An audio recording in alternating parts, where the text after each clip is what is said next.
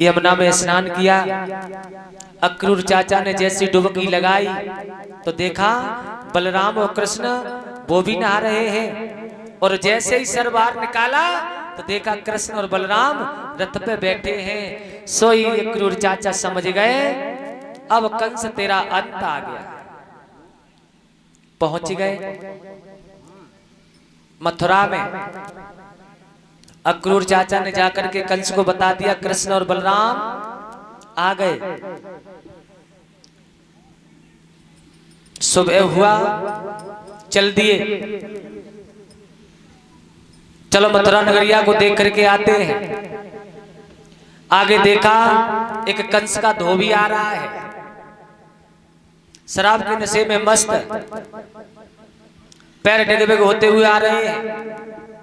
कन्हैया ने धीरे से कहा भैया पोटरी में क्या है?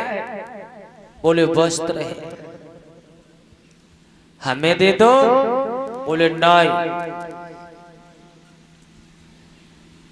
राजा कंस के वस्त्र है ये। तो कोई बात नहीं, हमें दे दो, एक दिन पहनेंगे तुम्हारे वापस कर देंगे।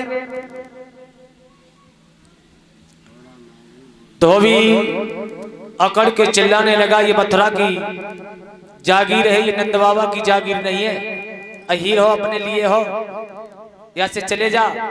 सोई कन्हैया कहने लगे और हम सीधी सादी बात करें तो उल्टा सीधा चलता है, मेरे मीठे बचनों पर नालायक जहर उगलता है। ओ झोपड़ियों के बसने वाले मथुरा में सभी अहीर नहीं, यहाँ शान न तेरी चल पाएगी, नंद बाबा की जागीर नहीं। मथुरा है मथुरा, भोजराज कंस का शासन है यहाँ पे।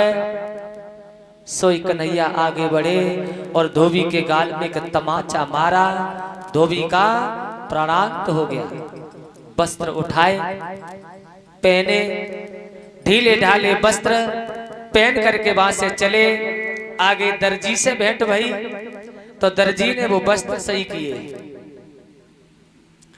और वस्त्र सही करने के बाद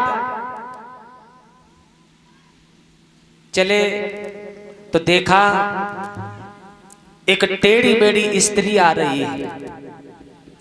ऐसा लगता है ब्रह्मा जी ने सबको बनाया, उसके बाद में बची हुई मिट्टी का उसको बना दिया। 3 जगह से टेढ़ी, नाम है कुबिजा।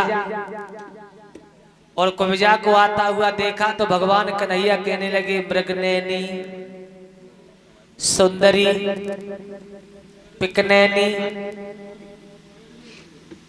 कहाँ जा रही हो?